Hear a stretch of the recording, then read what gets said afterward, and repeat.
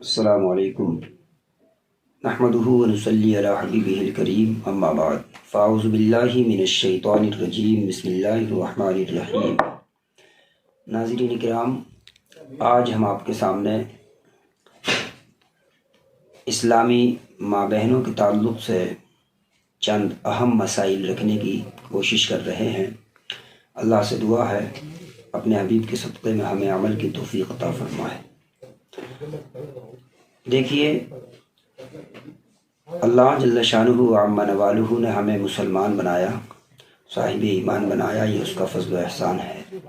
لیکن آپ جانتے ہیں کہ انسان میں دو قسمیں اللہ پاک نے رکھی ہیں، ایک مرد اور دوسری عورت۔ لہٰذا عورت کے چند مسائل کچھ الگ سے ہیں، خاص کر پاکی اور ناپاکی کے تعلق سے بہت اہم مسائل ہیں عورتوں کے، کہ جن کا ہماری ماں اور بہنوں کو جاننا بہت ہی ضروری ہے۔ لہٰذا جو پاکی کے ایام ناپاکی کے ایام جو ہوا کرتے ہیں اکثر و بیشتر، جن کو عرف عام میں ایام ماہواری وغیرہ بولا جاتا ہے، اس کے تعلق سے شریعت کیا کہتی ہے۔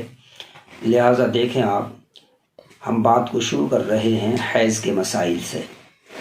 مسئلہ نمبر 1، بالغہ عورت کے آگے کے مقام سے جو خون عادی طور پر نکلتا ہے اور بیماری یا بچہ پیدا ہونے کے سبب سے نہ ہو، اسے حیض کہتے ہیں، اور اگر بیماری کی وجہ سے ہو تو اسے استحاضہ کہا جاتا ہے، اور بچہ پیدا ہونے کے بعد جو خون نکلا کرتا ہے اس کو نفاس کہا جاتا ہے۔ یہ بات بھی یہاں پر قابل غور ہے کہ حیض کتنے دن مانا جائے گا۔ غور کرنے کی، توجہ سے سننے کی بات ہے، لہٰذا ذہن میں رکھیں، حیض کی کم سے کم مدت 3 دن 3 راتیں، یعنی پورے 72 گھنٹے۔ 1 منٹ بھی اگر کم ہے تو حیض نہیں، اور زیادہ سے زیادہ 10 دن اور اس کی راتیں۔ لہٰذا اگر 10 دن سے بڑھتا ہے تو پھر اس کے متعلق مسائل الگ ہیں، 3 دن سے کم اگر رہتا ہے تو اس کے متعلق مسائل الگ ہیں۔ ایسے ہی یہ بھی یاد رکھیں کہ نفاس کا جو معاملہ ہے اس کا بھی یہ ہے کہ نفاس کی کم مدت کی کوئی حد شریعت نے مقرر نہیں کی، لیکن اکثر مدت کی حد مقرر ہے، جس کی مدت جو ہے وہ 40 روز ہے۔ لہٰذا نفاس کی تعریف تو آپ پیچھے سن چکے کہ نفاس اس خون کو کہا جاتا ہے جو بچے کی پیدائش کے بعد رحم سے خارج ہوتا ہے۔ لہٰذا دیکھیں، نفاس کس کو کہتے ہیں یہ پہلے آپ سن چکے۔ نفاس میں کمی کی جانب کوئی مدت مقرر نہیں ہے۔ نصف سے زیادہ بچہ نکلنے کے بعد، یعنی آدھے سے زیادہ بچہ نکلنے کے بعد 1 آن بھی خون آیا تو وہ نفاس ہے، اور زیادہ سے زیادہ اس کا زمانہ 40 دن اور رات ہے، اور نفاس کی مدت کا شمار اس وقت سے ہوگا کہ آدھے سے زیادہ بچہ نکل آیا، اور اس بیان میں جہاں بچہ ہونے کا لفظ آئے گا اس کا مطلب آدھے سے زیادہ باہر آ جانا ہی ہوگا۔ لہٰذا باقی تو اس مسائل بہت سارے ہیں تفصیلی، لیکن یہاں پر ہم دونوں کے تعلق سے چند مسئلے آپ کے سامنے رکھنے کی سعادت حاصل کر رہے ہیں۔ مثال کے طور پر حیض و نفاس کے متعلق چند احکام۔ مسئلہ نمبر 1، حیض و نفاس والی عورت کو قرآن مجید پڑھنا دیکھ کر یا زبانی اور اس کا چھونا، اگرچہ اس کی جلد یا حاشیے کو ہاتھ یا انگلی کی نوک یا بدن کا کوئی حصہ لگے، یہ سب حرام ہیں۔ یعنی قرآن کو چھونا بھی منع ہے، قرآن کو پڑھنا بھی منع ہے۔ قرآن البتہ، اب آپ دیکھیں دوسرا مسئلہ، کاغذ کے پرچے پر بھی اگر کوئی سورت یا آیت لکھی ہو تو اس کا چھونا بھی حرام ہے۔ مسئلہ نمبر 3، جزدان میں قرآن مجید رکھا ہے تو اس جزدان کے چھونے میں کوئی حرج نہیں ہے۔ ایسے ہی جزدان سے الگ بھی اگر کوئی کپڑا ہے، چادر ہے، رومال وغیرہ ہے، اس کے ذریعے سے چھو لے تب بھی حرج نہیں۔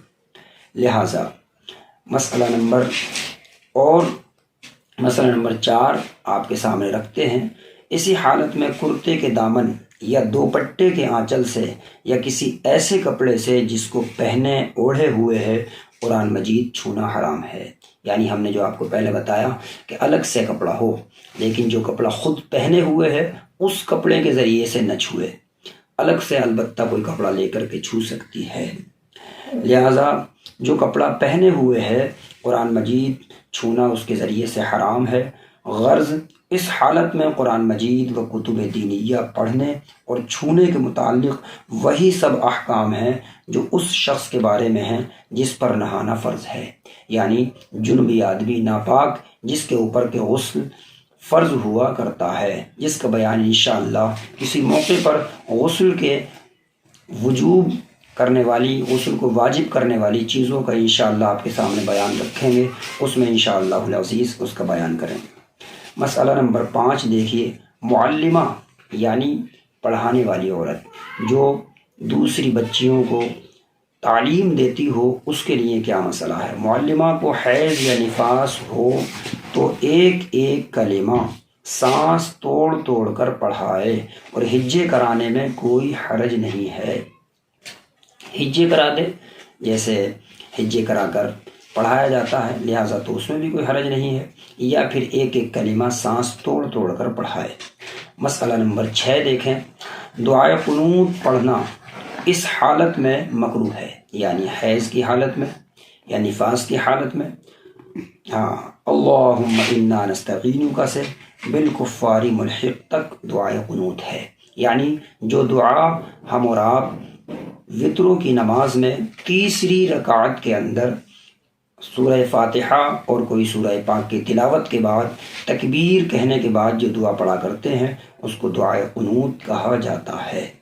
مسئلہ نمبر 7 اور سماعت فرما لیں، قرآن مجید کے علاوہ اور تمام اذکار، کلمہ شریف، درود شریف وغیرہ پڑھنا بلا کراہت جائز ہے، بلکہ مستحب ہے، اور ان چیزوں کو وضو یا کلی کر کے پڑھنا بہتر ہے۔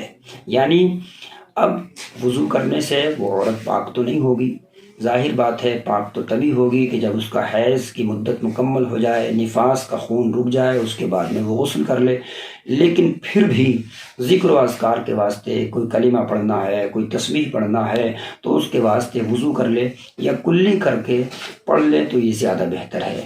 ویسے ہی پڑھ لیا تب بھی حرج نہیں ہے، اور ان کے چھونے میں بھی حرج نہیں۔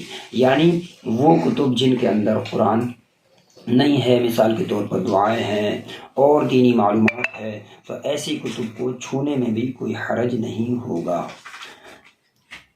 اللہ تبارک و تعالی ہمیں عمل کی توفیق عطا فرمائے۔